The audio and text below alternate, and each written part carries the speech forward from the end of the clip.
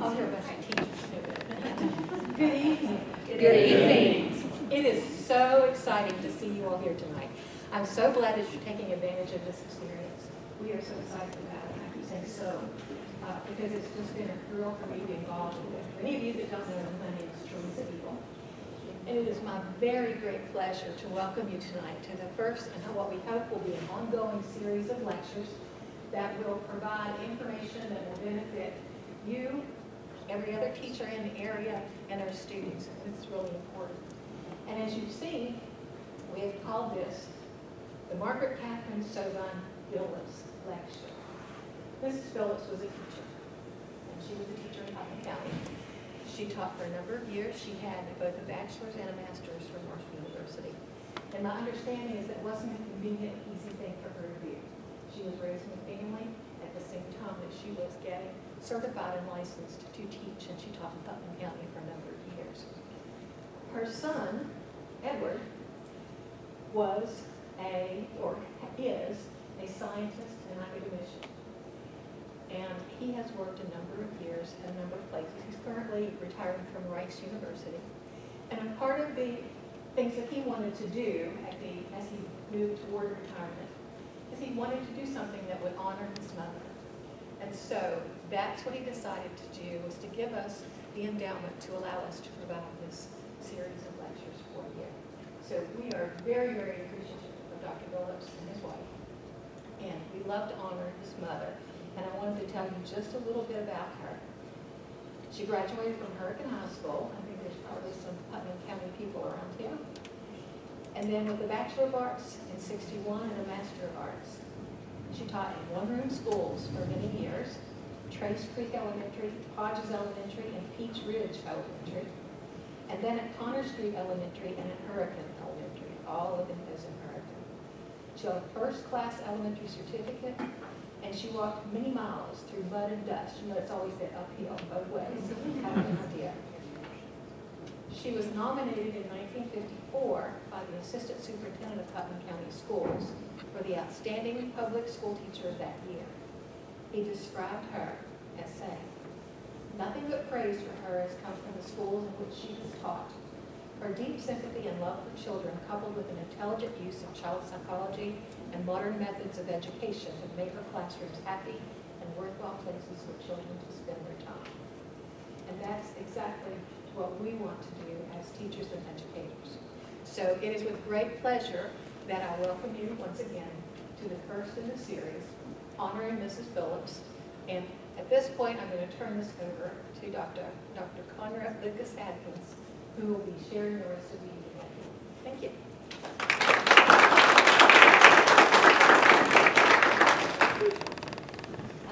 Welcome, everyone, and I'm so appreciative of you taking your evening to join us. One thing I do want to let you know, at the end of the evening, I have a survey, and I'll show you how to access that survey. And the reason that I'm doing that is because I want you to let me know, or let Dean Eagle know, let us know what kinds of topics that would be applicable, for you. What are some things that you're interested in, and that will help us be able to, offer more topics in these series that will be relevant to you. So I will share that. So this evening, what our focus is going to be on is really orienting folks to some of the challenges that our children are facing, our young children who are coming into school, and as a result of some of their challenges, they are presenting some challenges for our educators. And so we want to offer you, an overview of trauma and some of the factors that influence child development, and then move into some strategies and some interventions and things that you can take away. And then move into, and we're so pleased to have our Department of Ed representatives here, and they're going to talk about our state and the move that, the direction that we're going in to address some of these problems. So, all right, so I'm going to introduce Dr. Marianne Lenz, and she's going to open our session with a discussion about trauma and some influences on children.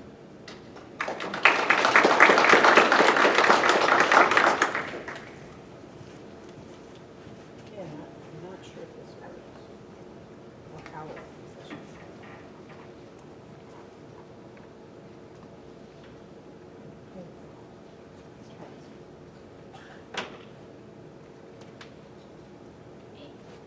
Sometimes I have a tendency to get distracted and trail off, so if I do that, let me know. Okay.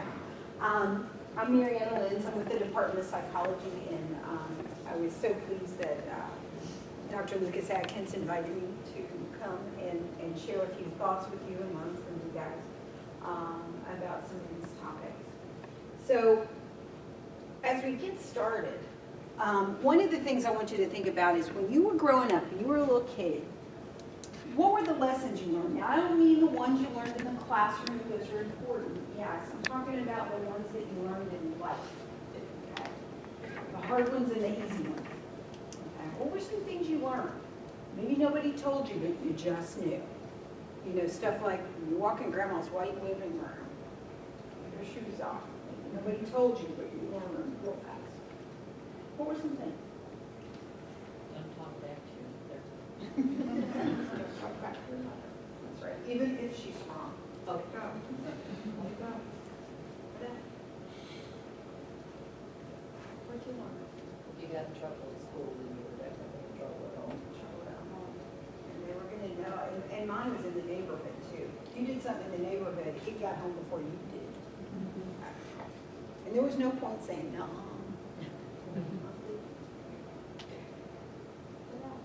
How do you treat people? What'd you learn about that? Golden rule. Golden rule. Treat them the way you want to be treated. Okay. So we all learned these things sort of growing up, and we had different lessons. We didn't all learn the same one. We didn't all come from the same background. And every time I do this, I always want to make it clear I don't make assumptions about what anybody's experiences were. We all had different ones, and some of them probably weren't very good. They were very hard. So, but growing up, we learned lessons. And so one of the things when I talk about this topic, I always want to remind us is when we see a child who has experienced trauma, and lately I've been having some thoughts about that word. I'll share them in a minute. But we always have to remember that it's not the child that's broken. What we're going to see is that that child's brain and that child's development is doing exactly and precisely what every other child's brain and development are doing. Okay? But this child has different materials and different challenges to meet. So our task a lot of times is to change the materials that are available, so that that little system is working exactly the way that it's supposed to, has different materials to work with. Okay? I just don't have time to do my cool demonstration, but I want you to imagine something. I want you to imagine we're having a contest, and there's a prize. Okay? And because it's the season, this is the prize. Does everyone know what this is? That's right. It's a pumpkin spice candle. Oh, it smells good. This is your prize. And to win the prize, you have to draw a rainbow. And what I'm going to tell you is I want you to make it the most colorful rainbow that you can. Okay? Remember, keep your eye on the prize. Okay? You guys are going to get this. Yeah, I know, I'm on Marshall's salary, so it's not. Each of you are going to get a box of these, but I'm going to tell you, you can't share them. They're just for you, so you get them. Okay? You guys, I ran out before I got your crayons, and so, trust me, there's a point. You're going to get this. Okay? You have to work harder to impress me. And you're going to draw your rainbows. And as you're drawing your rainbows, I'm going to sweeten the deal. This is my favorite. Because I really, really want you to do your best. And I really think even though you have challenges, if I give you the right prize, you can overcome them. So there are. Does everybody know what these are? Circus peanuts, which is the only other food other than McDonald's Happy Meal that you can open, and 10 years later it looks exactly the same. Okay. So I'm going to sweeten the deal. And at the end, I'm going to be super impressed with people who use lots of red over here, because red is my favorite color. I didn't tell any of you all that, but that's another rule. You all, as creative as you're going to be, and people get very creative with this, you can't win. Why can't you win? Because you didn't have the same tools at the beginning. It's different. Okay. I let them share, which one group I forgot to tell them not to share.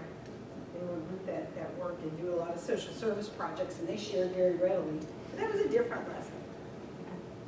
If I let you share, then everybody's involved. But it's difficult. So when you think about kids that are exposed to trauma when they're growing up, what it is it's not that they're not learning. We got to get away from the idea that they're not learning. They're learning something different. They're learning something different. And when they bring it into the classroom, it's sometimes a difficult thing, okay, for everybody.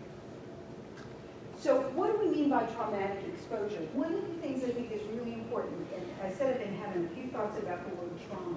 Trauma is in, and people are teaching me this every day, trauma is in the eye of the beholder. It's not the same for everybody.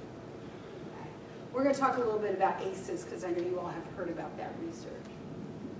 Every ACE doesn't have the same impact on everybody because not everybody sees it the same way.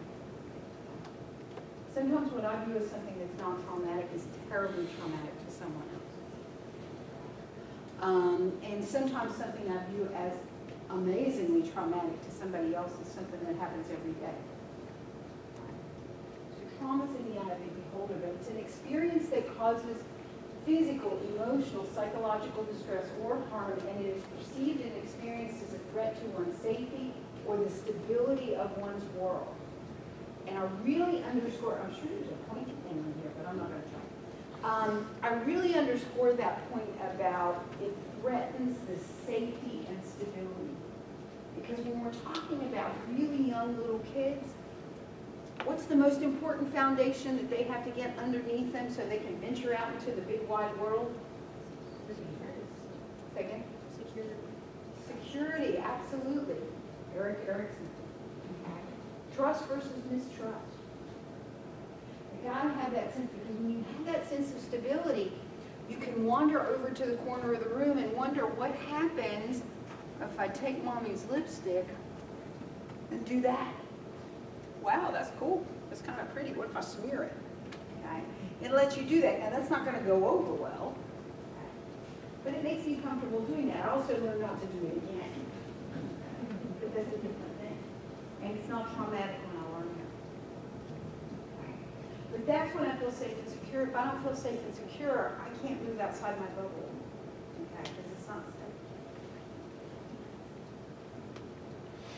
So we're all familiar with the ACEs study, yes? Well, let me not make that assumption, because how many of you have heard of ACEs? Adverse Childhood Experience. This is actually a study, and it's becoming more prominent, so if you haven't heard about it, I'm sure you will.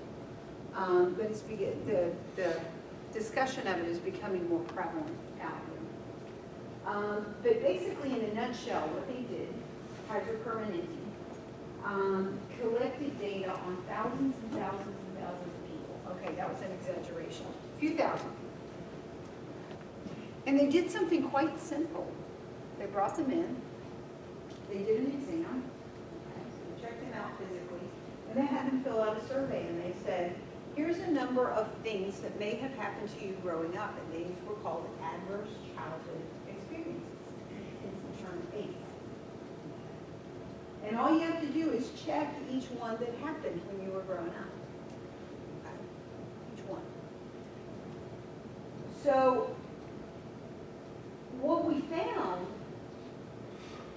is that the more of those you checked, and it did not matter which ones you checked,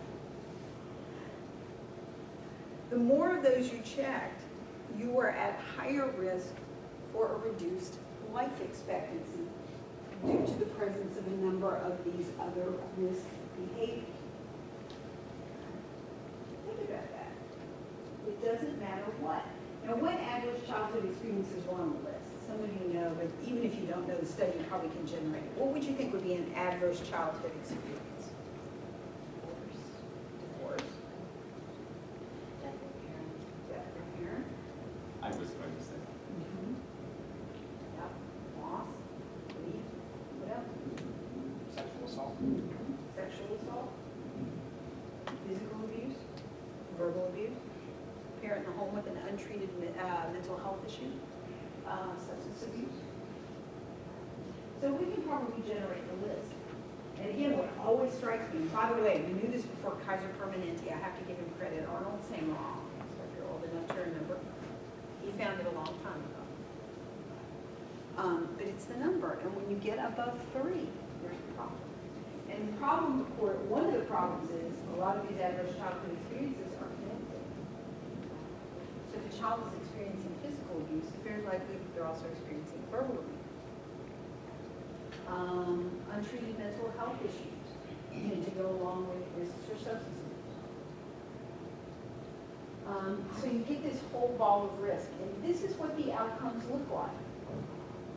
When you have adverse childhood experiences, you have a number of them, they tend to set the stage for social, emotional, and cognitive impairment because we're missing opportunities for healthy development.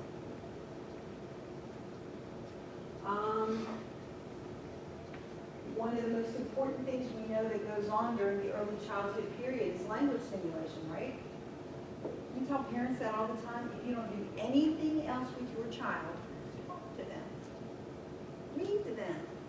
Okay, do that.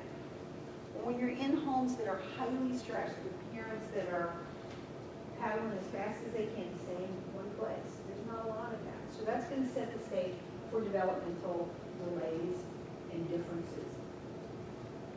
And it's also going to set the stage because they're not learning good coping mechanisms. It's going to set the stage for the adoption of health risk behaviors, such as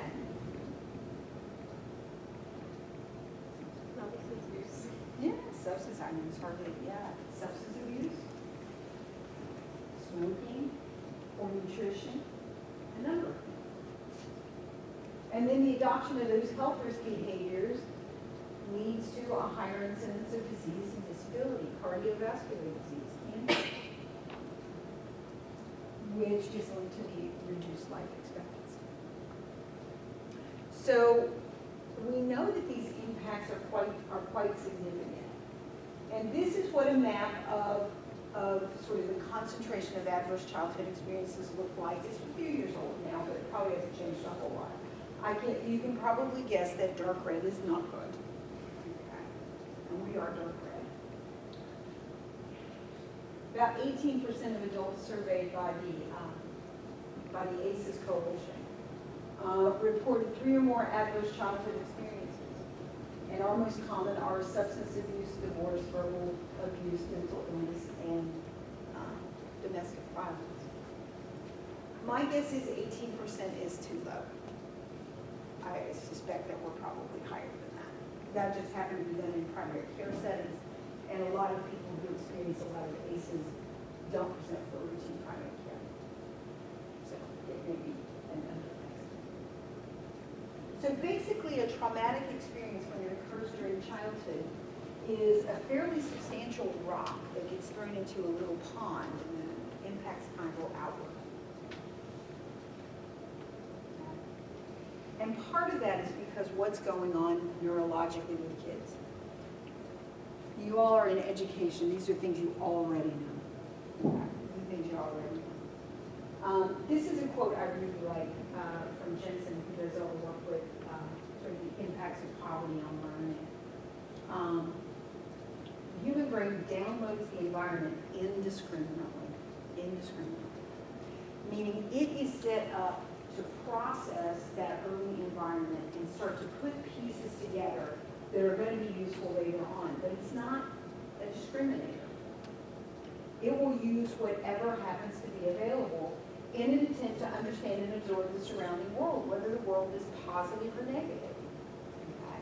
So that little brain is going to do the best thing that it can do with what it's got, okay? So that it will serve that little person the best it can in the long term. And we know that that begins about 14 days post-conception. I don't know about you, but I was real anxious to have my first child, but I didn't know at 14 days post-conception that I was expecting. So it begins very early and doesn't finish until 25, at least. I'm very fond of telling my college students that. Bernie is not done yet.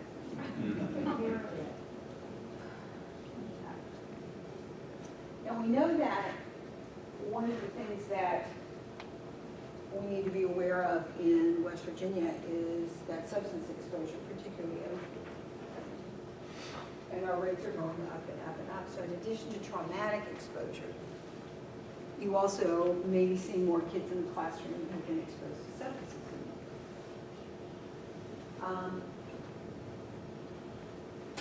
So what does this tell us? Well, when a baby is born, we know that the central nervous system is only partially assembled. Okay? It has some instructions in our DNA, but those are more like guidelines. They're not written in stone or tissue or whatever that is that we have. It's not written. Okay. Sometimes it's written in Polish and difficult to understand. Okay, so it's options. And what happens is we've got this wonderful central nervous system that is amazingly flexible and responsive to the environment, and it needs to be, because there are kids that are going to be born tonight in Huntington who will grow up in Huntington, and they will learn English or whatever we speak, okay? And they're going to learn certain rules about how to do things and how to not do things and how to get away with stuff that they probably shouldn't get away with, and how to look innocent when they're really guilty, and all of those things, and they got to learn them. Your brain's got to grow around that environment. But at the same time, tonight, there's going to be a little child who's born in Hong Kong, who's born in Kenya, perhaps. And it's a whole different language, with a whole different set of sounds, a whole different way of viewing the world, and a whole different set of rules. And their brain has to grow around that environment, and it will. Okay? So our central nervous system has to be adaptive. Right? It has to be responsive to the environment. But, for better or for worse, that's what also creates the vulnerability. Okay? So I tend to think of it, because I'm old, like Tinker Toys. You remember Tinker Toys? Best things ever next to the real Mr. Potato Head with the sharp, pointy objects that go in the real potato. We weren't wimps. We could take it. My brother knelt on an eyeball one time. I shouldn't have laughed, but he had an eyeball in his knee. So it's like Tinker Toys. And some of the things, some of the Tinker Toys that we have, we're going to use a lot. Like there's pieces that are really, really useful. Okay? They're round pieces with all the holes in them. Or maybe you had a favorite Lego piece that just did everything. We're going to use them a lot. They're going to make our contraption, whatever we build, stronger and more effective. Okay? It's going to be a good thing. And some of the pieces of the central nervous system are already there when we're born, and they're just waiting on specific kinds of experience. Language is a good example. Okay? We've got all kinds of pieces that are built in. And so as long as we use them, as long as people talk to us and give us a chance to talk to them, those connections are going to get stronger and stronger and stronger. Experience expectant effects. We use it, we keep it. Okay. What happens if we don't use it? What's the rule of thumb about your closet? I know, technically it's supposed to be if I haven't worn it in like a year, I'm supposed to throw it out. My rule is if I haven't worn it since middle school by now, and I'm near retirement age, it's probably time. Let it go. But if you don't use it, you lose it. Okay? And that's a good thing because you've got a lot of stuff that you don't need. It makes things more efficient. But what if you're not getting the exposure that you do need? You lose it anyway. But it doesn't mean that the options are gone forever. We also have experience-dependent effects. We have connections that will grow in response to experience. But they've got to have the right experience too. Now what happens if you have a different experience? If when you talk, instead of somebody saying, oh, that's terrific, you're talking, somebody says, shut up and be quiet. Your brain will grow around that. When you ask questions, if somebody answers them and is excited that you asked, your brain goes around that. If someone ignores you or punishes you, tells you to go away. And your brain will go around that. So we'll roll around, we'll keep whatever we need in that environment, we'll lose whatever we don't, because then we have an efficient system that works in that environment. Then we take that system into the next environment, which is usually school. Okay. And it works the way that it works. So we tend to get, it's got a lot of big words in it.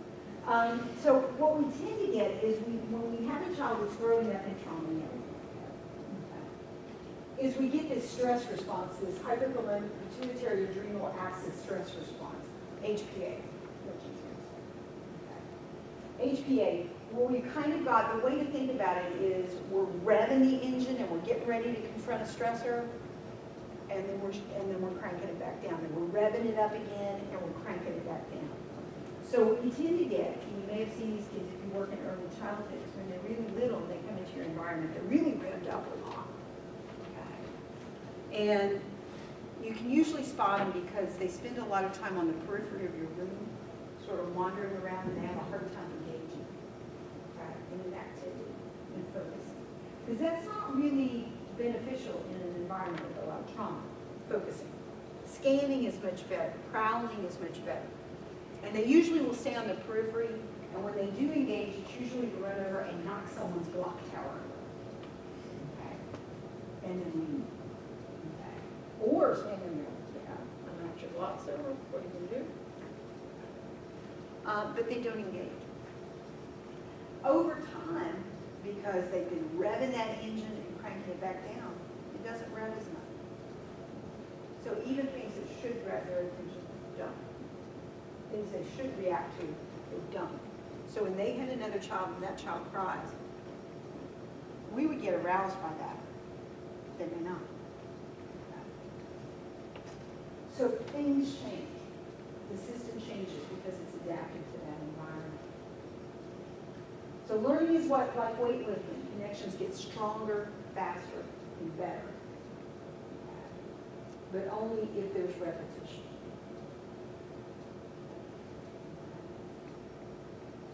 We also find some neurochemical changes that happen over time when kids are exposed to stress and trauma, particularly in the dopamine system. Okay. Dopamine makes us feel good. Let me rephrase that. Dopamine makes us feel real good. Okay? Really good. Over time, chronic stress exposures deplete dopamine stores. So literally, you have kids that as they're more and more and more exposed to trauma, when good things happen, they don't feel as good about them. But they're looking for things that make them feel good. They're looking for them. And they tend to be things that are very stimulating or chemical.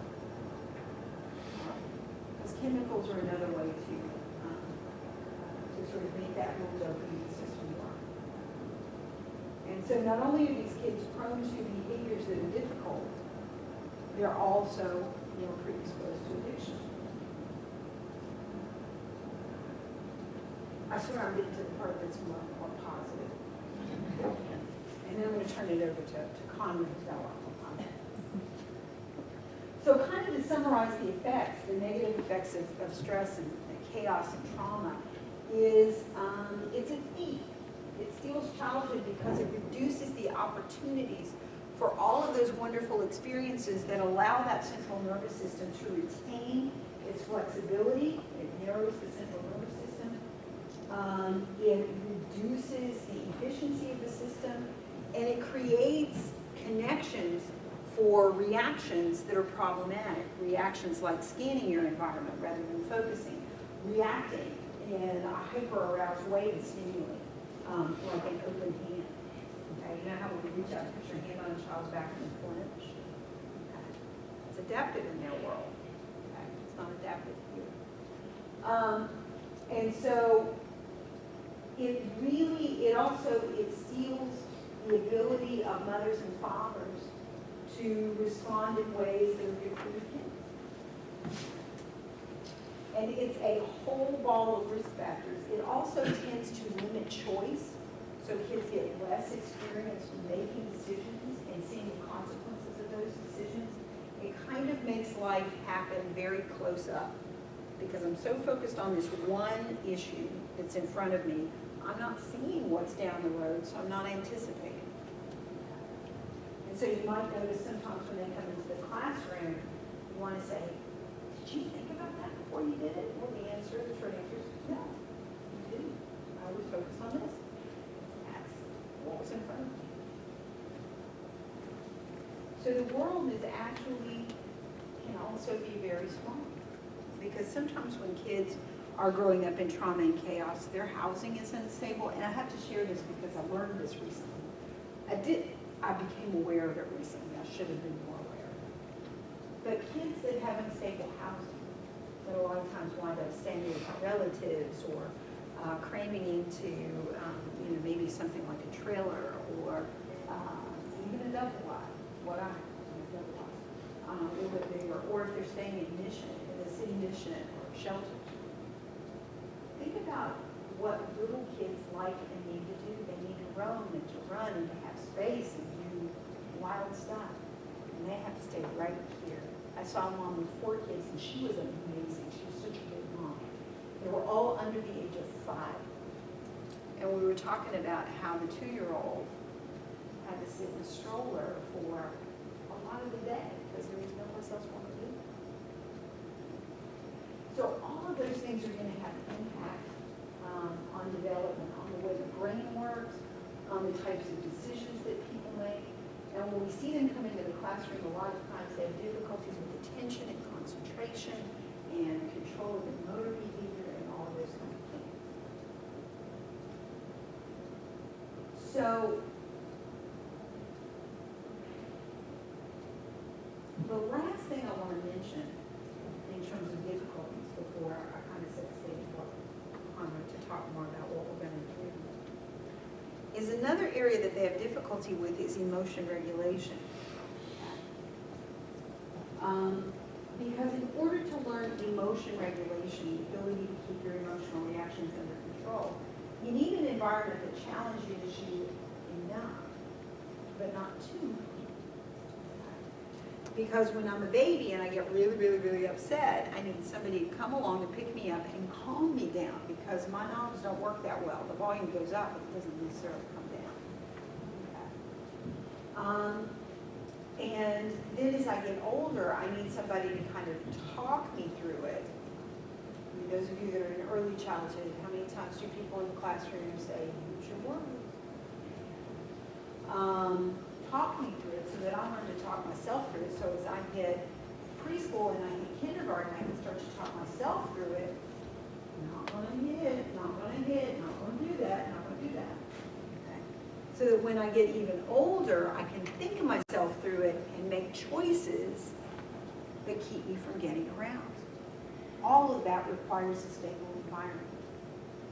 So not surprisingly, kids who grow up in backgrounds that have a lot of traumatic exposure tend to have difficulties with emotion regulation.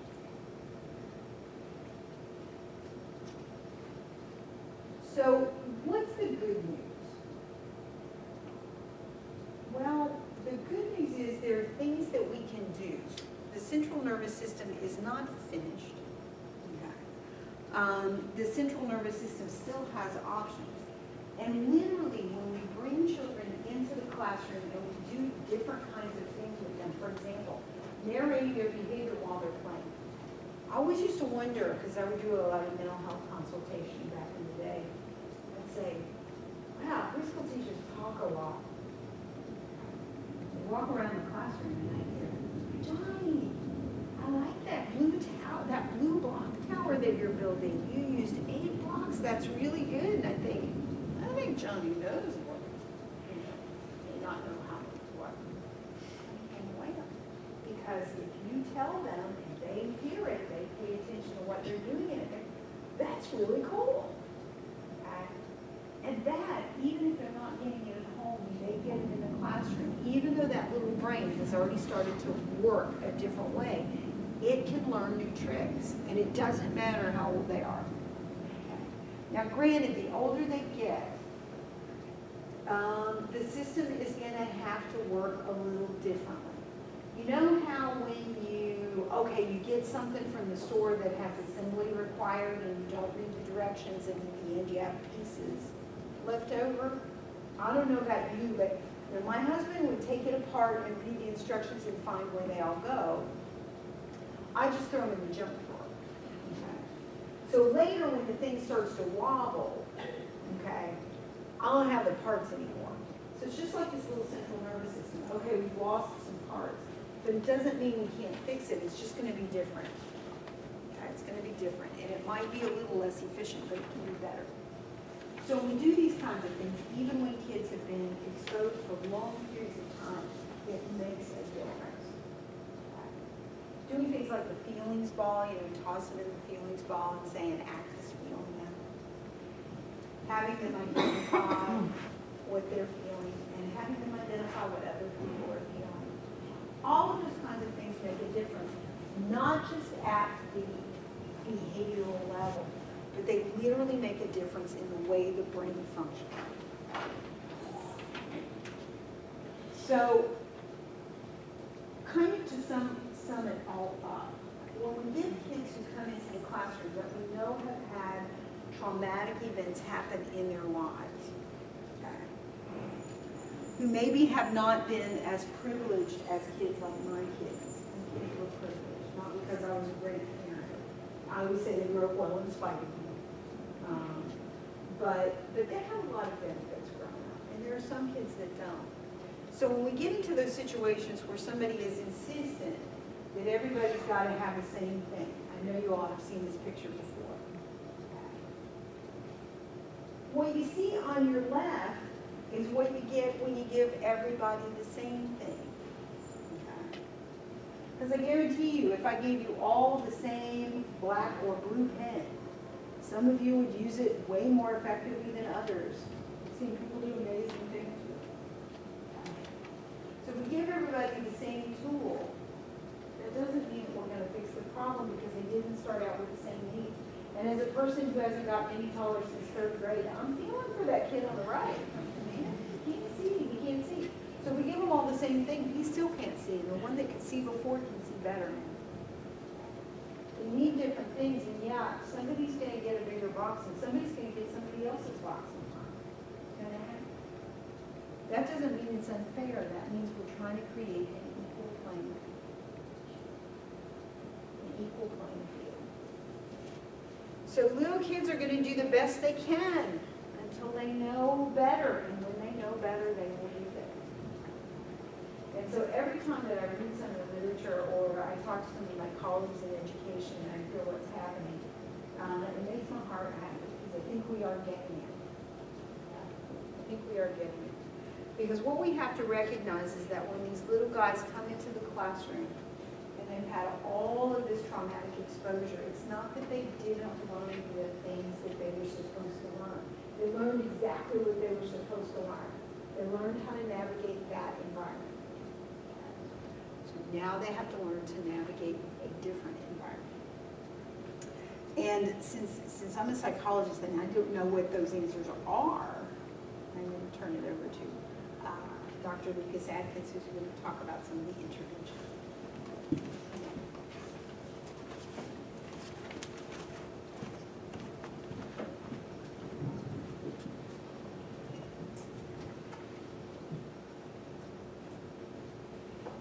Supporting success.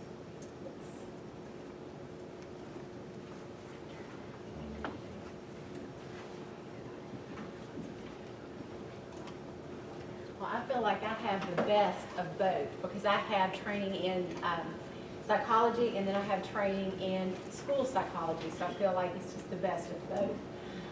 And so what I want to do is kind of orient you to some things that are in your packet so that you have a takeaway from this presentation that you can refer to. And then I will let our folks from Department of Ed lead us and talk to us about the direction that the Department of Ed is moving to help support our children. So reflect for a minute just on some things that Dr. Lenz had talked about with, issues that are facing our children, before they even come to school. Different environments, different types of parenting, and then what we do know if they have been substance exposed, some of those neurological changes that they are born, with. And, these types of things, that's their world, so they're coming to us, with the best that they have. And so there are things that, as a school system, we don't necessarily have control over, attachment to caregiver, that initial language development, the home environment, what has taken place prior to them coming, and the neurological development. But what are those impacts? What are those long-term impacts? And how are these children going to come to us, and what is their trajectory? What kinds of things can we expect? And so I think that we have talked about biological, psychological, and social factors that definitely have an impact. So the trajectory, and what I want you to do, I've broken this down into preschool and early elementary, then we talk about middle school, and then we talk about high school. But I want you to know there's one thing that's consistent, and I think that if I asked educators in the room what they think, that consistency would be, I believe everyone would answer it correctly. But children who've been exposed to trauma and children who have been exposed to substances in utero, the one thing that is affected and consistently will play out as they're growing up is that executive functioning. That, being able to kind of organize yourself and organize and plan and think through, okay, what am I going to do next, and learning from your experiences. And we can have very bright children and very bright adults who have difficulty with executive functioning, and so therefore their performance is going to be, much farther below than what we would think if we did, we just assessed their verbal skills. That's just an example. So with our preschoolers, we see them oftentimes coming with lower language skills.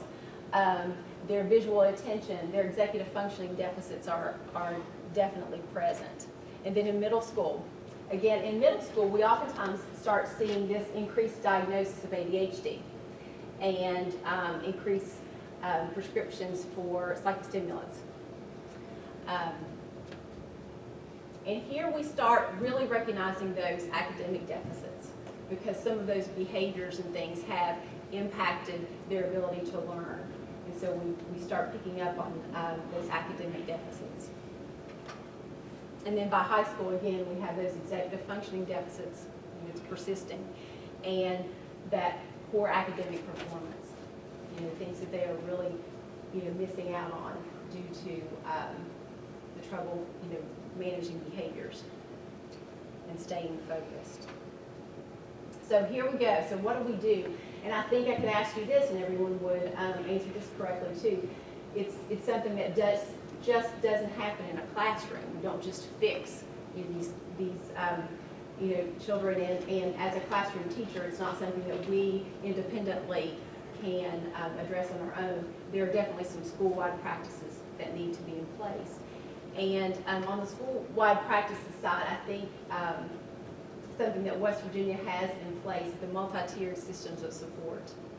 I think that the infrastructure is there for us to really be able to take a hold of these issues that we're facing and target everyone universally, and then have supports for those who aren't responding, and then have additional supports for those at the top tier.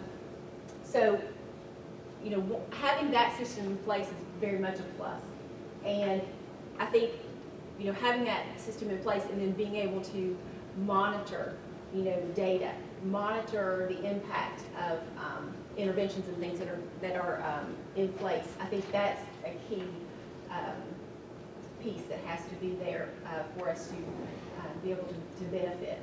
Having a culture of support and opportunities for consultation.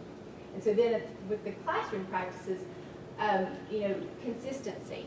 Think about our children, and as Dr. Lynn was talking about, many of them grow up in environments that are not consistent.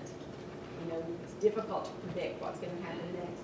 So as consistent as we can make our classrooms, the better.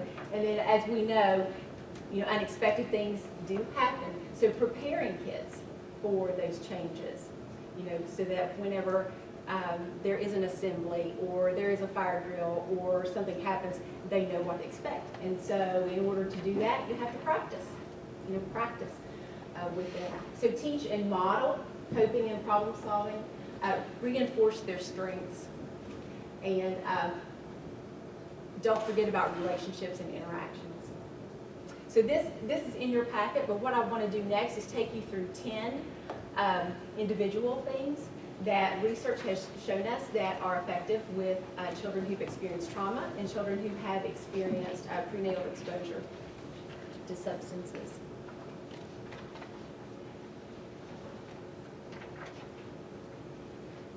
So the number one thing that we can do to really make an impact is just increasing educator knowledge.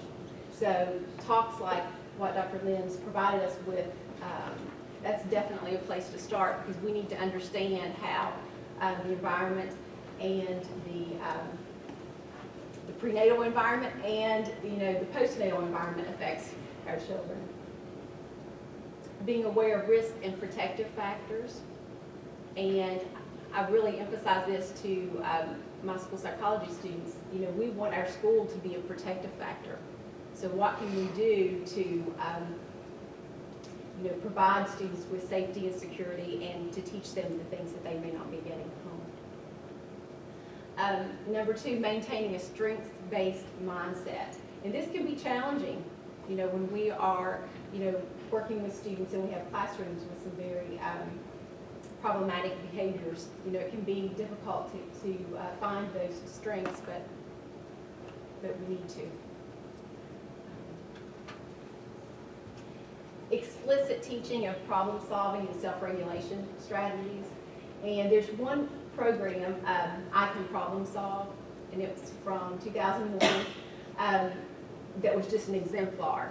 And it talks about explicit teaching of perspective taking and problem solving with kids. Use of coaching, having someone there, to remind students about, okay, what should you be thinking about next?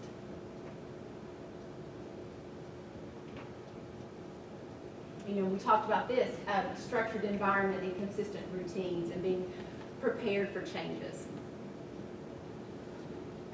Addressing communication and language. I think one of the wonderful things about school is that we have different disciplines working together. So I think some of our best resources for how to build communication and language skills are speech and language pathologists. So, being able to connect with them and talk with them about some strategies for increasing and improving pragmatics. And as Dr. Lenz was talking about, just talking with kids, and talking them through how to solve problems, providing them vocabulary, use your words.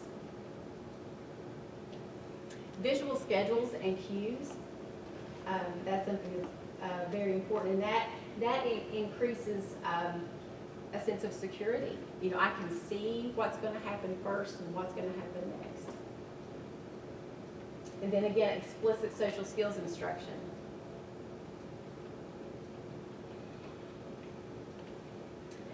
Exploring alternative discipline approaches and just overall behavior management. And I think that this again is really a systems, your whole school, you need to have the support of your administrators. And I just put some key things here. Are we being proactive or reactive? Are we planning prior to, or are we just putting out fires? Individualized or school-wide approach. Are we being restorative? So are we teaching, what needs to happen, or are we just punishing the things that, we don't want to see? And then we need to focus on the climate. What's the climate of our classroom and the climate of our school? Are we supportive? Are we looking for those strengths?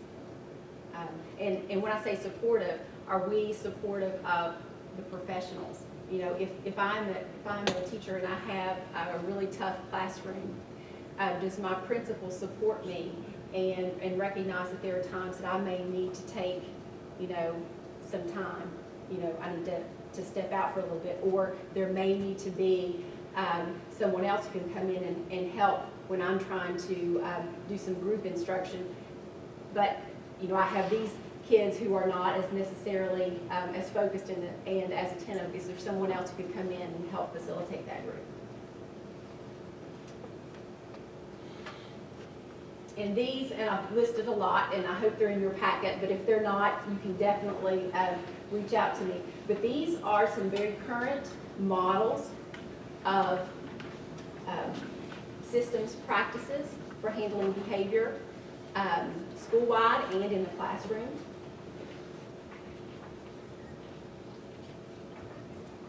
And some wonderful things, and I think these models are very much, the principles of these models are very much taught, and I think that, just understanding these models and having everyone on the same page, I think it's very doable that we can implement these into our systems.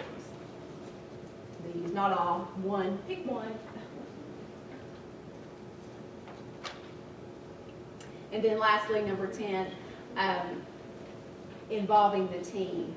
When you have some challenging behaviors and you're dealing with children from trauma, children who've been prenatally exposed to substances, and you are in schools, recognize that, again, you have several disciplines there that you can learn from and that you can bring to the table. So you have your school psychologist, and I am one, so I'm saying find them, in your system. The family, the providers, the caregivers of these children. Other professionals, teachers, counselors, your speech and language folks, your OTs, your PTs, nurses. And then, oftentimes the schools are fortunate enough to have additional agency and healthcare providers maybe housed in their buildings. School-based health providers, expanded school mental health, or just community agencies that are coming in and providing support. So as opposed to folks operating and functioning in silos, be able to draw upon the strengths of those providers who are there and work together to come up with some plans. And so this is my last slide. This is what I said. I have a survey, but I'm going to turn it over to Dr. Jan Barth and Susan Beck. And Dr. Barth is an assistant state superintendent, and Ms. Beck is, she was formerly our assistant state special education director, but now she has moved into a different position. And so I will let Dr. Barth talk about that. But folks, if you have some time, this is just a survey where we would like to have some information about what topics of interest that you have so that we can plan future lectures to meet your needs. So, I appreciate your time. Dr. Barth. Good evening. I'd like to say in my teacher voice, I was most impressed that Teresa Eagle could actually read from her phone without having to extend her hands. Very impressive. I couldn't have done it, so I was quite impressed with her.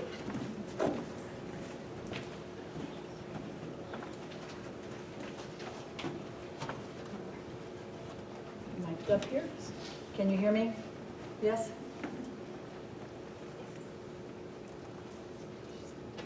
Yes. Okay.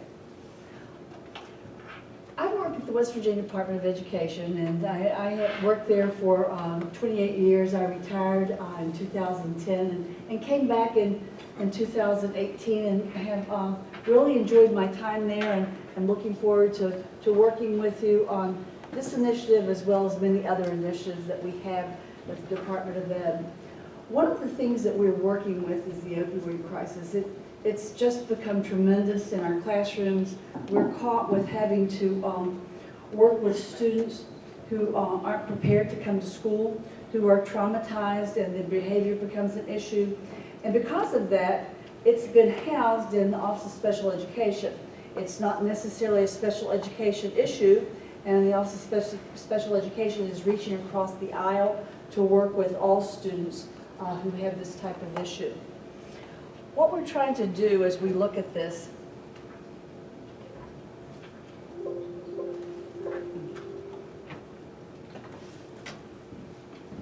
what we're doing is we're trying to look at this as the state agency's been facing, okay, hold on, I know where to go.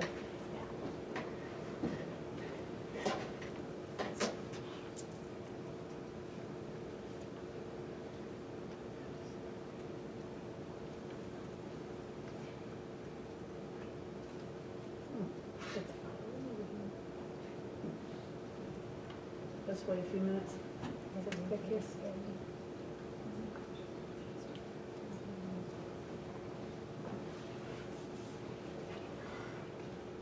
Okay.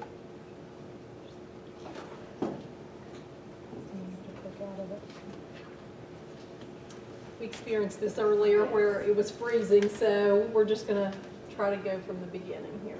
Okay. Yeah, We're good to go. We're good. Okay.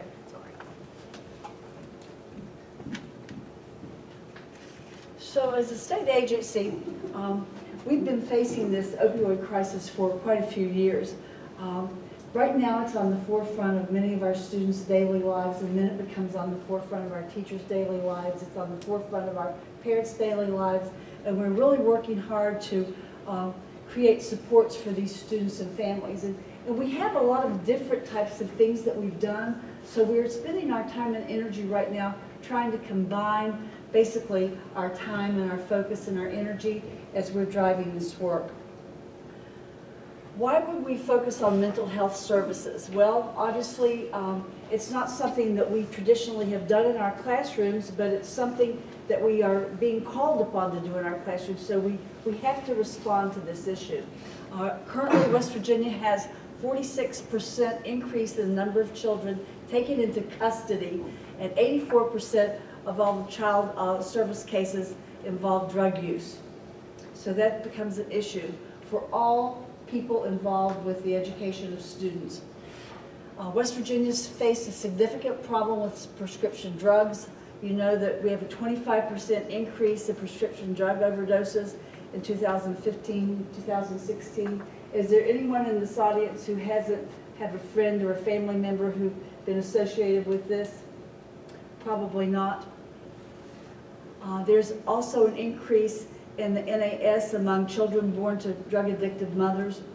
And 1 out of every 4 West Virginia high school students has reported that they feel sad or helpless over the course of the previous year. So for that reason in itself, school systems, teachers need to play an active role in what we do in terms of supporting these students and these families and the teachers who work with them. The West Virginia Department of Education works with a variety of offices across state agencies. We have 726 school counselors involved. We have 129.5 school psychologists involved. We have 58.3 social workers involved. And anyone who works in a school knows that these aren't the only people who interact with these students. Teachers take them on, parents take them on, and how many of you have seen other students take on students? People become nurturers, they step in when they're needed, and they do this work. The department has written several grants to different entities, and Susan's going to talk with you a little bit more about this, but we've developed a lot of radio PSAs that go out to schools. This is going to be broadcast on Friday Night Football, just basically encouraging people to look for students who seem to be having issues so they can actually work with them and help direct them to the kinds of services and assistance they need. We also have some pretty great videos.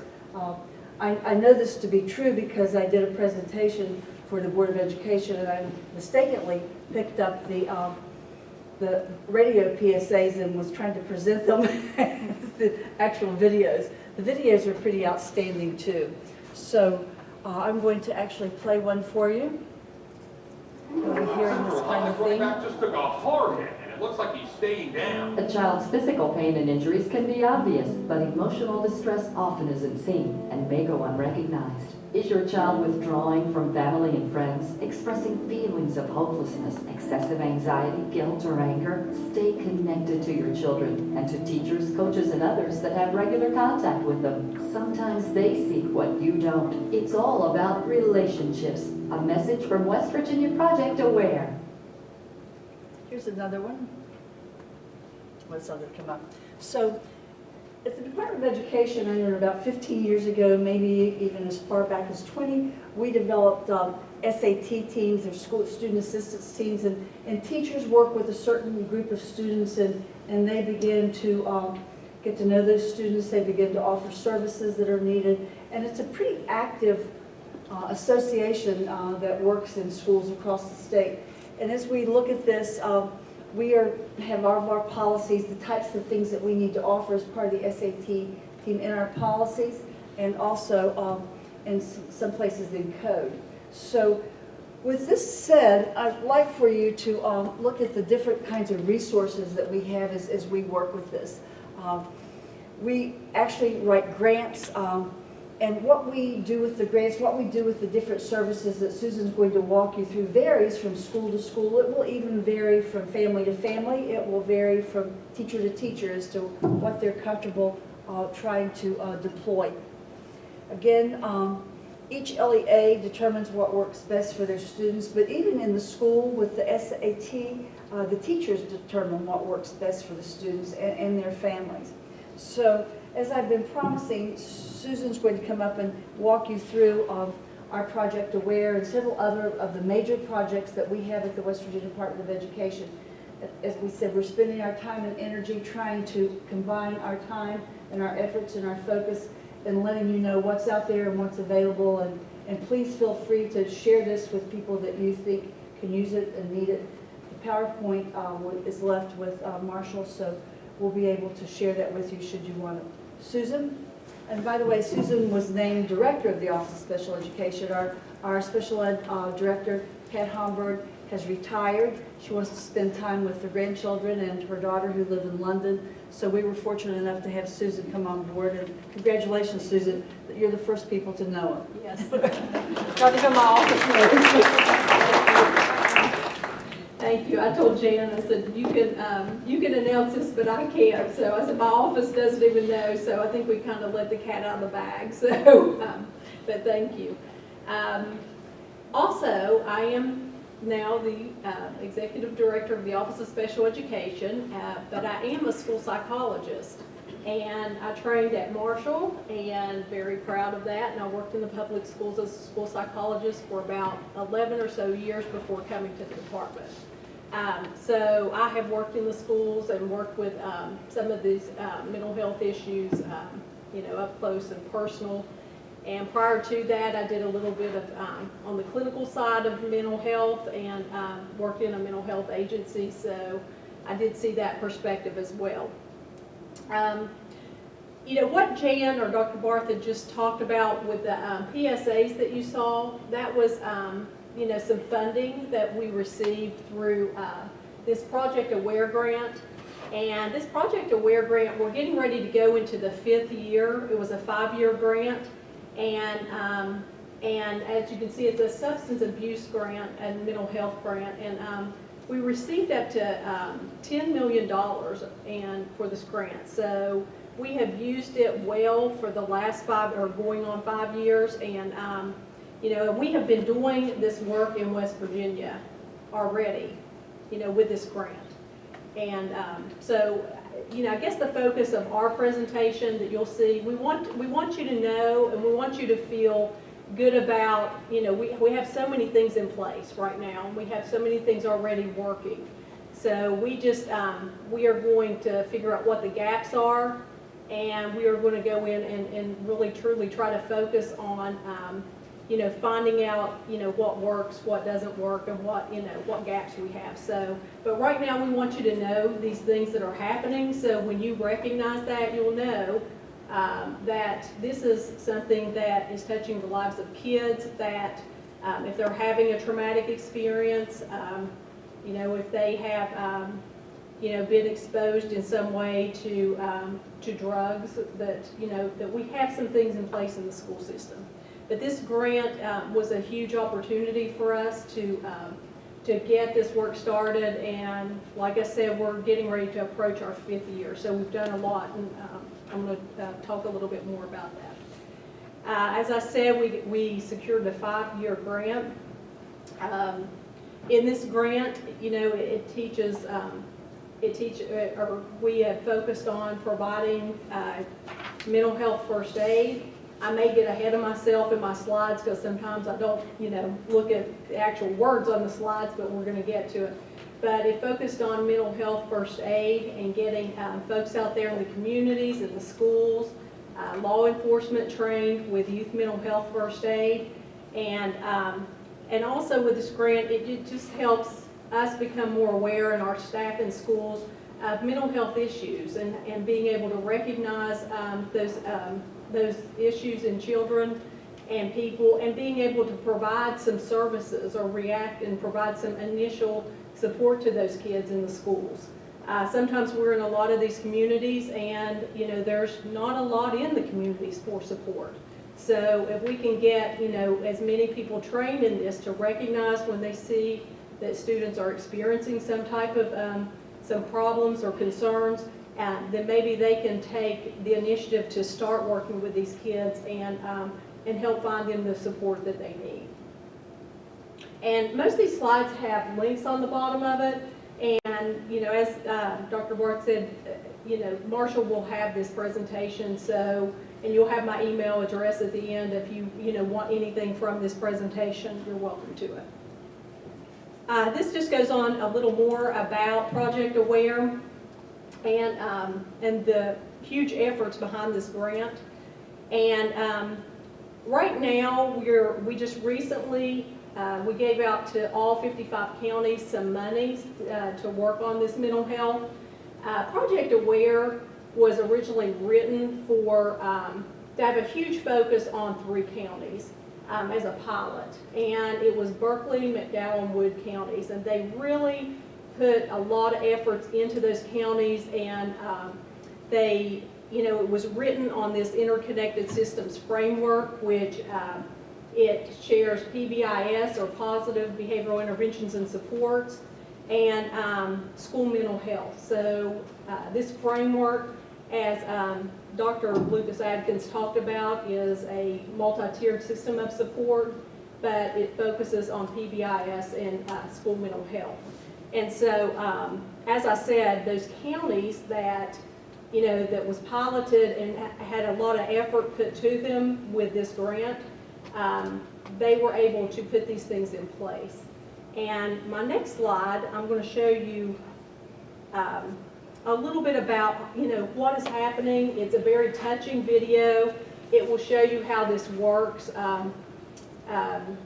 at its best in a county that really took advantage of this money and has put some good things in place.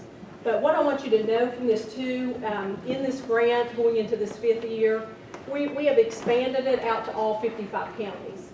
So they have all received some monies and to put forth, to this behavior mental health initiative. So I want you to see this video, and like I said, it's very touching, and you can get a great idea as to what this Project Aware grant has done for us.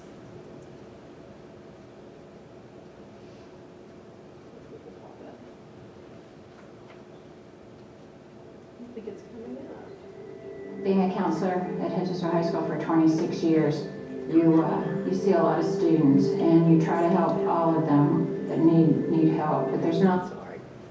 Try escape. Turn it back on and escape out. Oh, shoot. Come up and help me. I'm sorry. We practiced this, and I thought everything's going great, but This is exactly what happened to me at the board.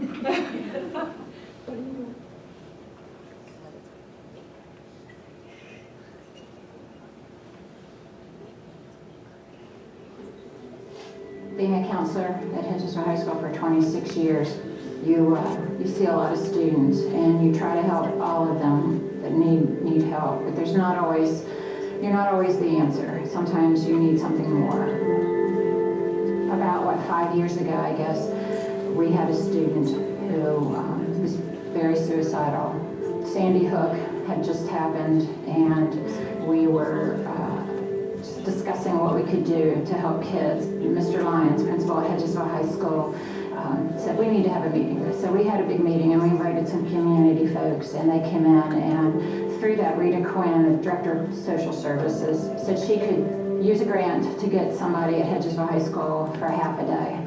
Well, we thought we had, hit gold. We were so excited, and believe me, we gave her the toughest cases that we could. Their services became very critical to us, and we needed more and more of Eastridge therapists, because school counselors are very busy people, and they have master's levels, they're very qualified, but they have so many responsibilities, they can't be that therapist to every child in your building, so we needed more help. And when you try to refer to the community, you had 6 months waiting lists, or 7 months, or 3 months, and when you have a kid that you cut down from a tree, or that is cutting themselves, you need somebody now, you need them fast.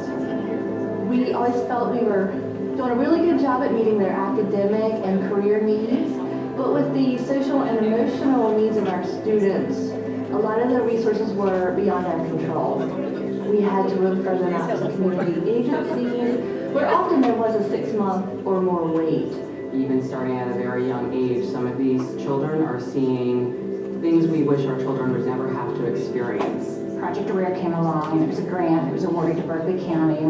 All of a sudden, we had money to fund it. So we started by paying for all the therapies. Well, the grant became available to us several years ago, and it's to help with not only helping students with mental health issues or emotional issues, but it's also to help train and inform faculty and staff. Eastridge is actually providing master's level therapists that will go to all of our schools in Berkeley County. They provide a 1 hour, maybe it's an individual therapy. It could be bi-weekly, it could be monthly. The nice thing about this is you're meeting the student where they are, and the parents don't have to worry about making an appointment, they don't have to worry about transportation, and that ensures that the student gets the therapy that's needed. With Project Aware, if we have a student that's experiencing a crisis situation, immediately we can offer that resource to parents. It is in a familiar setting where we can work collaboratively with the Project Aware therapist.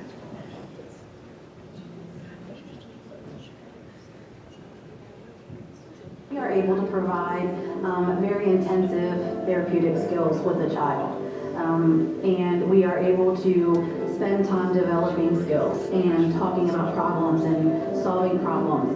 There's some alcoholism and drug abuse in my family. Last year I experienced the death of my boyfriend very unexpectedly. Depression and anxiety were definitely a big thing too. I definitely had some suicidal thoughts and things like that. My mom, she died from drugs. I was upset like in the morning it happened. I had a lot of anxiety with crying every day. I was missing my mom a lot. We were looking for something for Max because we knew he had troubles, and we were trying to help him as much as we could at home. And my anxiety. I thought I was about to explode. We were really searching for something to be able to get him into, and it was kind of one of those things we were really starting to hit a lot of roadblocks.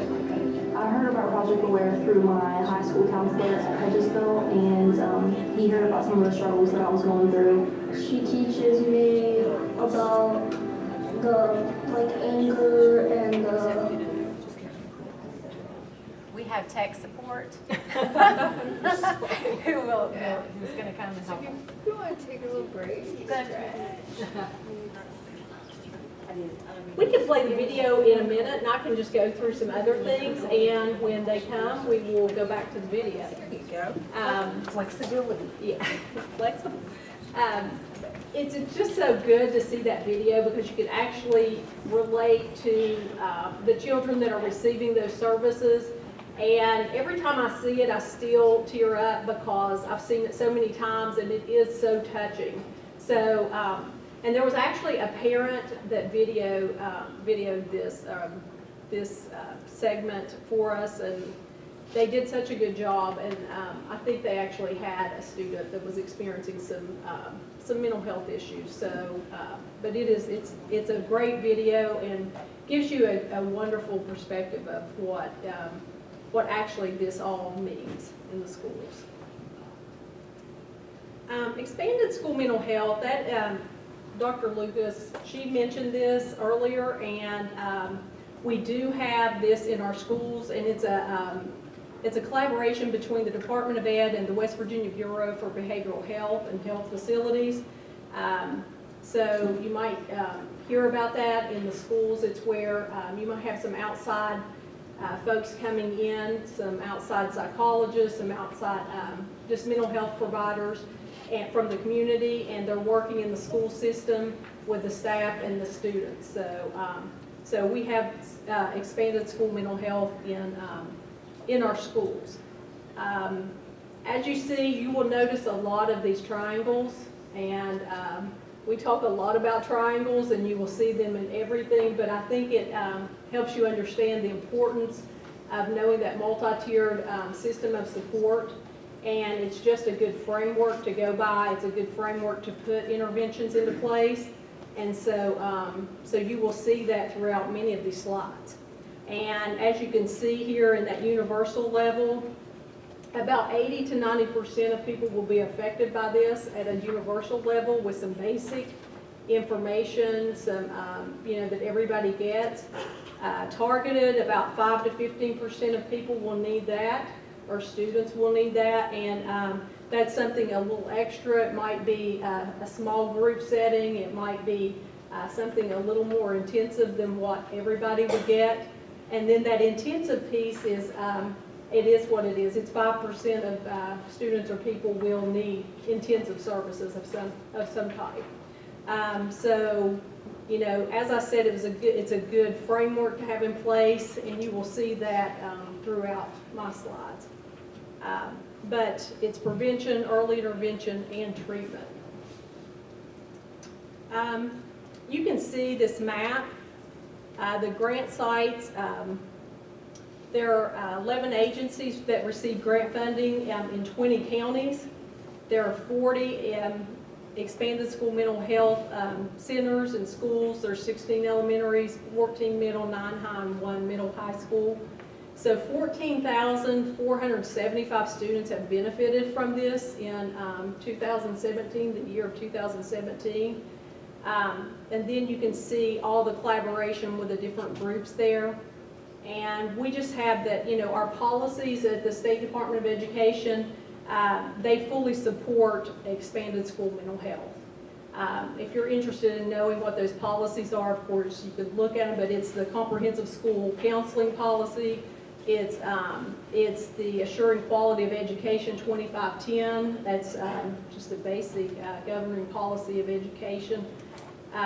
2425 is community schools and promoting health, safety, well-being, and academic success of students. And 4373 is expected behavior and safe and supportive schools. So our policies do support this work. Communities and schools, I'm going to go through this a little bit quicker. This is our First Lady of West Virginia, Kathy Justice. This is an initiative she really has stood behind, and it's basically to help at-risk students and economically disadvantaged youth succeed in school and in life. And it links them to services, it helps them with dropout prevention strategies, and it helps them connect in the community and keep them in school. And it started out, and it is in Greenbrier County, and it has been since 2003. So, as you know, they're from Greenbrier County, and that's why it's such a big initiative for her, because she has actually seen success in the Greenbrier County schools. And you can see in 2016, 2017, 2,000 students were served, and you can see the percentages there of 100% of these students, seniors graduated, 85 met their attendance improvement goals, and 84% met their academic improvement goals. and 87% moved on to the next grade. So you can see those areas that they're targeting in communities and schools, and the fact that their efforts is making a difference. The future of communities and schools, they're now expanding it. They've secured some funding to expand it to McDowell, Wyoming, and Berkeley counties. So we'll be seeing hopefully some good results from that coming in the future. Pre-K and elementary alternative programs. Sometimes when you hear this, it's hard to hear that we're thinking, oh my gosh, we're taking these younger children and putting them in alternative schools or alternative programs. And the focus here is not to punish them, it's to take them out and give them treatment. And I have heard from even Cabell County, I think they're starting this new initiative this year. And honestly, how they have it set up is for the children to go, if they need it, to these alternative schools. They'll receive counseling, they'll have support of psychologists, social workers, and the goal is to help them, feel safe and feel healthy and be able to come back to school and return to school and feel positive about that transition. So we don't want these alternative programs to be looked at as, the kids are bad and we're removing them from school. We're putting them in a place where they can hopefully receive some treatment and educational services and be able to bring them back to school and then transition back to school safely and feel better about being in school. And probably learn some of the things that Dr. Lucas Adkins was talking about. A lot of those issues around executive functioning. When she was doing her presentation, I thought, oh my gosh, I'd do a presentation myself on challenging behaviors, and it focuses a lot on executive functioning. So that has been a huge emphasis on working with these students. Youth mental health first aid. Some of you, has anybody taken youth mental health first aid? Good. I have also. I went through the course, and it's a great course. And it's an 8-hour public education program. You'll get a certificate.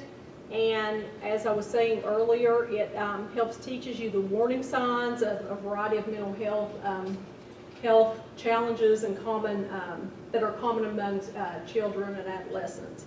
And it helps the person that's going through this to identify warning signs and, as I said, to look at providing some initial help, and if they need further help, to refer them to an agency or someplace that they can get that help.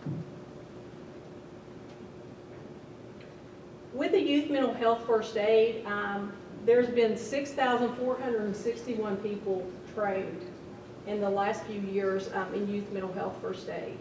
And that's pretty amazing, and we like seeing those numbers. And it seems like every month the numbers just go up. They're constantly out there doing these trainings, and and we're really seeing that a lot of people are asking for it. I was in a safety training recently, and one of the people in the room said, we trained all of our bus drivers in youth mental health first aid. And because they said, the bus driver is the first person really in the school system that sees those kids first, and they see what they're coming from, they see their home, and then at the end of the day, they're taking them back to that situation. So, they see them at the beginning and they see them at the end. So they wanted all their bus drivers trained in youth mental health first aid to be able to recognize if that child gets on the bus and something's not right. So I thought that was a wonderful idea. So you will see, more of those trainings going on, because those are frontline people that are catching it, first thing in the morning and taking them right back in the evening. The number of referrals for mental health services of school-age youth. Look at this, 22,836 referrals. Now that's pretty amazing, and that's because we have people now out there, and it's not just people, I guess, who are psychologists or social workers. It's teachers, it's people who have been trained to recognize that something's wrong or something's not quite right, and they're making referrals out there to try to get these students some help. So that's pretty amazing to see that many referrals are being made. Positive behavioral interventions and supports. I really want to point to Amy Kelly in the room. Amy, will you raise your hand, please? Amy, I'm going to be talking a little bit about, she is over our Behavior Mental Health Technical Assistance Center, which I'll be talking a little bit about in a few slides. But she is one of the original people that was a PBIS coordinator that is training in school-wide PBIS across our state. And I'm afraid to even talk too much because she might need to come up here and tell me more about it. But anyways, PBIS is based on, of teaching, good behaviors and having a culture in the school that that welcomes, this system of being positive and providing support to these students, and everybody being on the same page. It's a school-wide program, and there's a lot of fidelity checks in there, and it's ran with fidelity, so it's a great program, and it gets everybody on the same page. When she does these trainings, we ask that a staff comes from the school. It's not just a teacher or two teachers. It's the principal or an administrator has to buy into it, so they have to come. And and then the team of teachers come and they learn and go through this training. And I think it's a 3-day training, kind of spread out, and then maybe with some follow-ups they come back. So they go through this training and they experience it and go through it, and then they come back for some follow-ups. So it's a great training for schools. And as I said, that interconnected systems framework, this is a good base. It's a good system of support for them to start out with. I'm not going to go too much into this. This is that framework, and like I said, there's that triangle again. We get sick of that triangle, but we live by it. The outcomes of PBIS is to have a decrease in office discipline referrals, increase in positive school climate, improved in organizational health, that's with the teachers, the students, all the staff, decreased student bullying, increased academic achievement. Here, these are our numbers of schools, and they increase as well.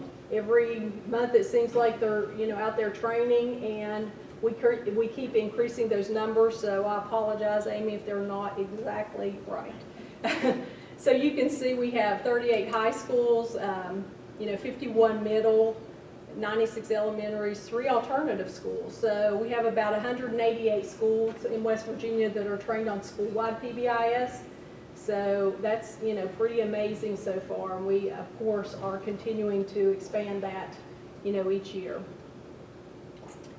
We also have early childhood PBIS, and it's based on that pyramid model as well. And just go to the next slide. Early childhood PBIS promotes social and emotional development in all children, including those with special needs. So it gets them at an earlier level and starts to put those that system in place and to promote that social and emotional development. And these are the number of elementary schools that are trained in early childhood PBIS, which is 120, which is really good. And the number of personnel trained. So these are just personnel that's trained that work in these early childhood centers and preschool. Now this is the Behavior Mental Health Technical Assistance Center that I was just talking about, that Amy is a part of, and we have several other people that have been hired. And this is located here at Marshall, or it's based here, and through the Autism Training Center. And so we had some money from, recently, I don't know if you know the school system, but we had these regional education service agencies. There were 8 of them across the state, and they have recently been closed due to a legislative bill that proposed, closing them. And so we had some money in our office, and we had to look at how are we going to provide supports across the state. And this was one way that we looked at using that money, because we knew that we had this huge need, and we had to get out there, and we can't just support, from one area. So we needed to get out there in the different geographical areas to support these mental health and behavioral services. And you really need some boots on the ground. And so, if you don't have people out there in the schools, people out there working with the staff, you can do as many webinars and trainings as you want, but you got to keep a pulse on what is happening actually in the schools. And so, so that's what we tried to do with this center, and it's just starting, so it's getting off the ground. July 1 was when I think we had everybody hired, and this school year will be the first year for this, so you'll be seeing these folks out there.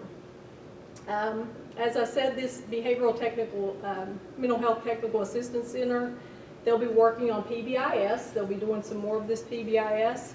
And they'll be providing youth mental health first aid training, so that's going to continue out of this center. And they have employed 4 behavior support specialists to provide technical assistance, training, coaching, and support to counties and schools. So they'll have 4 people that will be out there geographically working in the schools and supporting the staff. And they're going to engage community mental health providers. Also, they're going to be doing some professional learning, and they're going to try to focus some on relationships, exposure, as in what does that mean, self-care, resiliency. Those are just some topics. And they're really going to try to push in this interconnected systems framework, as I spoke of. That's going to be a big focus, because we've already got a good base with PBIS, and we're going to continue to have, add to those schools, but we're also going to make sure we have that connection with the school mental health as well. So that framework is going to be a focus as well this year for us. This is the geographical areas that I was talking about, and you can actually see the person's name. There's a good mix of people with this group. There's a preschool person, there's a school psychologist, I think one that worked in juvenile justice or that background, and might be missing the other one. Transition. So there's a good group of people with some diverse backgrounds. However, it's a good mix to have as a team. So what are the intended improvements? Hopefully we will increase the student attendance, decrease chronic absenteeism, decrease out-of-school suspensions, develop positive and supportive school environments by addressing mental health needs of students and families, and increase access to school-based mental health. So that's a lot that we're hoping to get this in place and really see some outcomes from it. This is something I hope everyone has heard about or has had some exposure to. Does everybody know what Handle with Care is? Been exposed to? Okay, Handle with Care, it's coming out of the Center for Children's Justice, and it has law enforcement involved, in which if they were in a home, say the night before, and there was a terrible situation that took place, one of the parents might have been taken out, arrested, if it was a drug situation, whatever, it would have been possibly a traumatic event for the child, I'm sure, or the children in the home. So with that, the law enforcement will contact the principal of the school, and then the staff will know that if the principal sends out a Handle with Care message, that means for that student to basically handle them with care. It's not giving a lot of information. It's just basically letting them know, because they've been trained to know what Handle with Care is, to know that something has happened the night before, and we need to handle the student with care. If they need a break, if, you know, they can see that something's not right, their behavior's off, if they're tired, you know, we know that something happened the night before. And so schools are being trained to make sure that they're being sensitive to, you know, these situations. And I think it's in probably all the counties. I'm assuming it's in all the counties at this point. There is a Handle with Care conference if you're interested. It's coming up in October. They say it's a phenomenal conference. It's the Civic Center from October the 17th through the 19th. And they say it's a wonderful training. I think it's about 3 days. So, you know, if you can fit that in your calendar, if you want to take a look at it online, please do so, because it would really benefit you to at least try to go a day or two. Trauma-informed schools. This is also coming, you know, from this Handle with Care movement that, you know, we're seeing that we're really trying to train schools to be trauma-informed schools. And, you know, I was talking to Dr. Lenz earlier about some trainings, because I think we need some specific training in schools to help them deal with this. But, you know, it's for those kids that really need that support, that, you know, if they're experiencing something traumatic, if they've had ACEs, it's for the school to have that environment to be able to support the students and understand trauma in general and know, you know, how to support the students. So, you know, we're hoping to improve the number of schools that will be trauma-informed schools. And I hear it, so I know that they're getting some training, because I recently was talking to a special ed director, and she said, you know, we're a trauma-informed county. And I said, oh, okay. And she said, yeah, all of our schools have been trained, you know, to be trauma-informed schools. And I thought, well, that's, you know, that's really wonderful. And so we're hoping to get more training out there in this area as well. Common Ground, this is something, and I didn't know much about it, and I recently spoke with some folks that are at the State Department.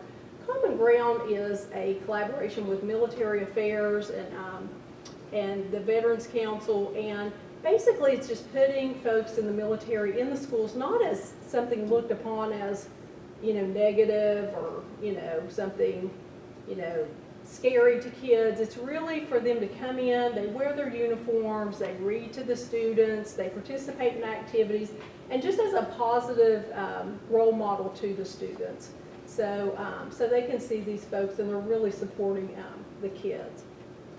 So it's us involving the military. Now this is something through Health and Human Resources.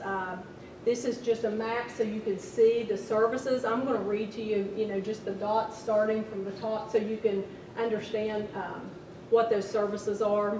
I need to put my glasses on because I can't see them. So the green dot at the top is Children's Clinical Services Outreach Liaison. So the counties that have that green dot have those services. The yellow is Children's Homeless Outreach Program. The orange is Regional Clinical Coordinator. The minty green is Expanded School Mental Health. And purple is Children's Health, Mental Health Wraparound Services. The red is Mobile Crisis Response. The white is Regional Youth Service Centers. And the beigeish brown is Suicide Prevention. And the pink is Prevention Lead. So you can see areas too on the map that really don't have much of those services, and then you can really see areas that have almost all or all services. So that's just kind of eye-opening to see those different areas and some that don't have really any services. That's what I was saying earlier, to know that there's a lot of areas in our state that don't really have a lot of services, and so the things that we're putting in place through the school system, you know, is really trying to support them, especially in these areas that don't have a lot. This is something important for you to know. The Help and Hope West Virginia website. This is a place where we're also combining resources along with other agencies in the state. So it's a good place for you to go and find resources across the state and contacts with substance abuse, for mental health services, So this is a great website to take a look at. And then the stigmafreewestvirginia.org as well. You can find some good resources there and get some good information. So these are fairly new websites, but take a look at those and see what you can get out of them. They're really good, and like I said, we are adding resources as well from the department. These are just 3 House bills that were passed recently. The middle one I think was passed a while back in maybe 2015, but this year House Bill 2195, it was substance abuse and violence prevention education. That bill requires a plan for comprehensive drug awareness in schools, and they have to educate on the dangers of opioid use and a safer treatment to pain. And there are opioid-specific standards in the wellness standards that are being taught in the schools. And this is for grades 6 through 12. And students have to have 60 minutes in one of the grade levels on this. So it's really requiring to put this in the everyday education of these students. So these are all things based around standards that schools have to offer and provide. And so it's really taking these things that we look at in terms of like therapies or, things like that kids would be pulled out to be taught or worked with around. They're actually embedding them as prevention in schools. And so like you saw in the previous map where those areas that don't have a lot of services, we're actually putting it into curriculum, and we have health and wellness folks in the schools that are actually teaching this in their classes. And as you can see, suicide prevention awareness is basically what it is, providing support there and educating students on this. And then again, sexual violence prevention, and that will be coming up in the school year of 2019. With that bill, it's the Aaron-Marans law. It will require staff to have at least 4 hours of training around reporting, disclosures, recognizing signs, those types of things. And then it's for kindergarten through 12th grade. It's for them to learn developmental body safety awareness once a year. They have to have some training on this. And WBD is charged with developing resources and guides. And the updated wellness standards, as I talked about, include this. And there'll be lesson plans for schools to use. So, like I said, these are things that are going to be pushed into the curriculum, and they'll be teaching these things. Nonviolent crisis prevention and intervention. This is something, you probably have heard of in schools, CPI. A lot of people refer to it as CPI. And we have paid for 150 people in our state to be trained as trainers. So we tried to reach out and get as many people as we could in the schools to be trainers of this, because it is required, and it's about restraint, and making sure that we're we have safe, people are trained to do this if they have to. It's more about talking strategies and not having to get to the point of restraining students. But if they do get to the point of restraining them, they're trained, and hopefully it will be safe, and no one will get hurt. But it's more about the talking strategies and helping talk students down from angry, difficult situations. But it is a requirement for us to have people trained in the schools, and for them to, of course, be able to do it properly if they have to. Graduation 2020, a lot of you, if you're in the schools, you've heard of this. This is also it's based on dropout prevention and evidence-based transition services. So our students with special needs, getting them the right resources and help that they need in order to transition after high school and be successful.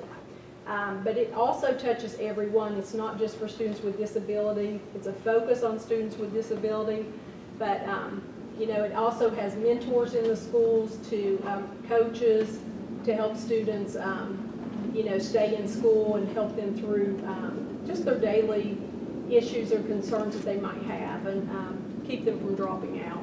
But as you can see, we have 111 schools, and we're going all the way down to elementary schools because transition services affect all students. And you want to start early and getting them connected to school, and hopefully they will, by the time they graduate, will have an idea of what they want to do after high school. This is a map, as you can see, of all the counties that are participating in Graduation 2020. We hope to have that map all blue, and we've actually increased the graduation rates quite a bit since we started this initiative. So I think we've increased the graduation rates of about 10% with students with disabilities. This is just something too. It's if you're familiar with career and technical education, it's something that they push, and this is gaining early awareness and readiness for undergraduate programs, or Gear Up. And there's a website there if you're interested. Some of the counties here are involved in this, and it's to prepare students to succeed in education and training beyond high school. So the goal is to help more students pursue their dreams of earning a college diploma or skill set certificate. And that skill set certificate is, like I said, from the Career and Technical Education Center. Multi-tiered systems of support. This is my last slide, I promise. I know we have tons of slides. But this is that three-tiered model. This is that triangle model of support. And as you can see, Tier 1, we want to create a safe environment and promote healthy and successful students.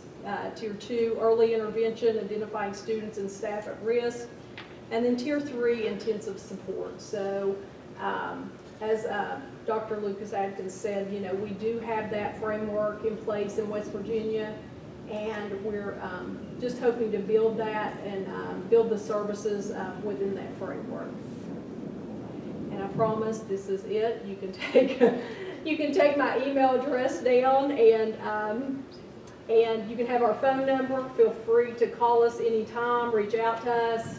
If you have questions, we will connect you with the right people. And, it's a lot of stuff. I know we went through a lot of slides, but it really does speak to how much is going on in the schools and how much support we do have in place out there for the students. So, our concern at first was educating folks on there are a lot of things out there going on, and to be able to recognize that those are good supports that will help students around this opioid crisis. Thank you, and I will leave it to someone who would like to close. You want to close? Yes, I just want to wrap it up and say that we appreciate your attention. We have presented lots of different things this evening, some strategies, some programs, and so when you have an opportunity to fill out the survey to tell us, what would you like to know more about? If there was something that sparked your interest, a strategy, a tool, a program that you want to learn more about and you want to have some more training, let us know, please. And again, I appreciate this opportunity, and so I'm going to turn it over to Dean Eagle. Thank you. Please join me in thanking the folks that spoke with me.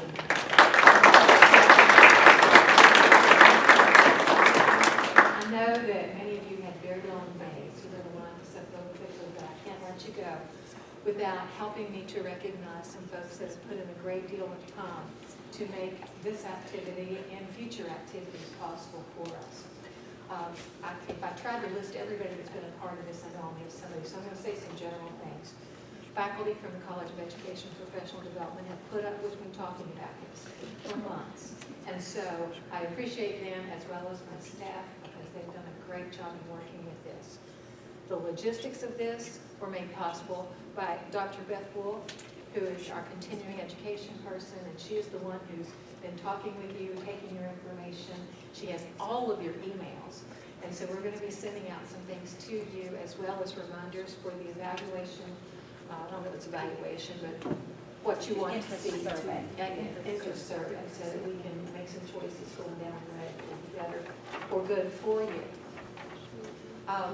We also will have this posted on our website, and we'll have Beth send that out to you through the emails that you provided, so that you'll be able to go directly to it in case you want to come back and look at some of those things. Like I said, I know you had a long day, so you may have nodded out there a little bit on a few of them. You'll have some things to look back at. And of course, Susan Beck is going to be changing that to director instead of assistant director, which we're all very proud of that and happy for you. But now, last but not least, I would like you to help me to appreciate the folks that put in a great deal of time to make this presentation so very beneficial. And first, I'd like to recognize Dr. Conrad Lucas Atkins.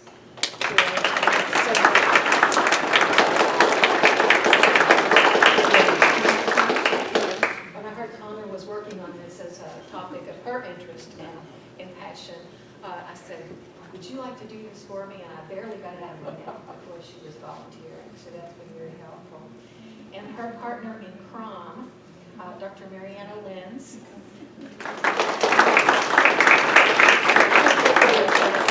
I really enjoyed listening to you. That was fabulous. Thank you. And I will tell you that we're paying them in brownies and Rice Krispie bars. That's the best thing. Circus peanuts, don't forget. And again, our cohorts and people who back us up all the time with folks from the West Virginia Department of Education. And it didn't take any arm twisting at all to get from here tonight to share with you some information. And again, I hope you'll be able to go back and look at some of those things later when you can focus on them a little bit. But first, I'd like to recognize Dr. Jan Barr.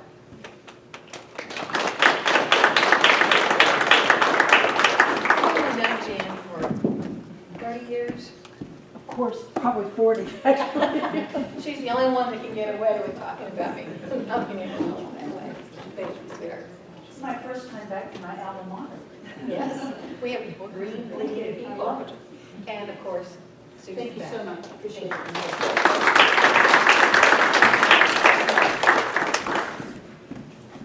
I'm just so excited that we got to witness the announcement of your new job. I know.